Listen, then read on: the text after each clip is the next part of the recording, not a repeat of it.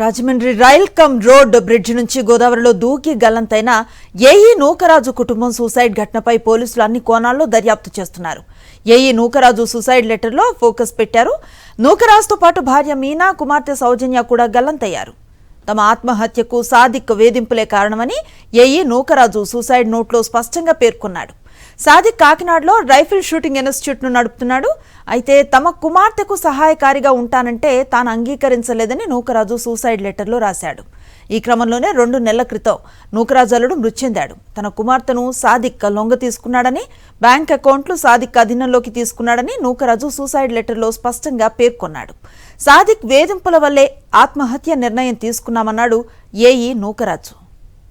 మరింత సమాచారాన్ని మా ప్రతినిధి హరీష్ అందిస్తారు. హరీష్, చెప్పండి, పోలీసుల విచారణ ఎంతవరకు వచ్చింది?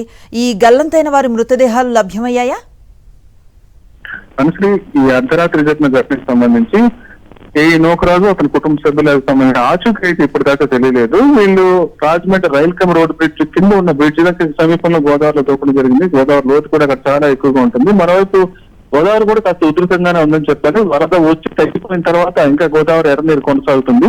దాదాపు 100 అడుగుల వరకు లోతు ఉంటుంది. ఈ నేపథ్యంలో ఆ పడిన నలుగురు అయితే దూకడం జరిగింది. మనవడు ఎవరైతే కార్తికేయ ఉన్నాడో అబ్బాయికి స్విమ్మింగ్ వచ్చు, ఈతొచ్చు.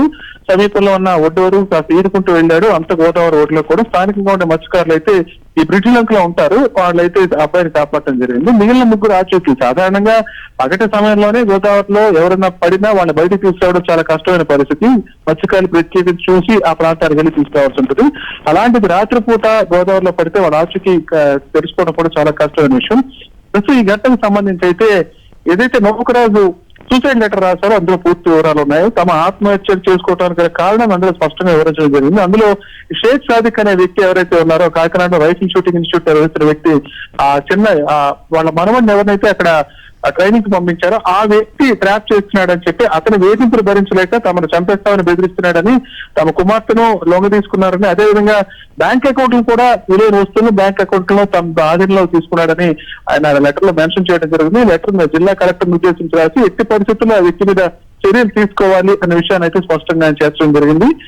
2 నెలల క్రితమే అల్లుడు చనిపోయాడు. దాని తర్వాత సహాయకారిగా తన కుమార్తెకుంటాను అతను వస్తే తాము ఏమాత్రం అంగీకరించలేదు. అయితే పరుగుల కుటుంబం ఈ వేధింపులు భరించలేకే ఈ సాహసానికి ఒడిగడుతున్నామని చెప్పి వాళ్ళందరూ మెన్షన్ చేయడం జరిగింది. తన బాధ మొత్తం లెటర్ లో మెన్షన్ చేశారు. ఆ లెటర్ పోలీసులు చేతికి వచ్చిన తర్వాత ఇప్పుడు వాళ్ళ బంధువులతో కూడా మాట్లాడారు. అయితే ఎటువంటి కొత్త విషయం వాళ్ళ దగ్గర నుంచి రాలేదు. ఈ ఘటన తమకు తెలియదని చెప్పారు. దీనికి సంబంధించి మొత్తానికైతే పోలీసులు సాదిక్ని ఇప్పుడు టార్గెట్ చేసి మొత్తం ఇన్వెస్టిగేషన్ అంతా ప్రారంభించే ప్రయత్నంలో పడ్డారు. Anusri, right, thank you Harish.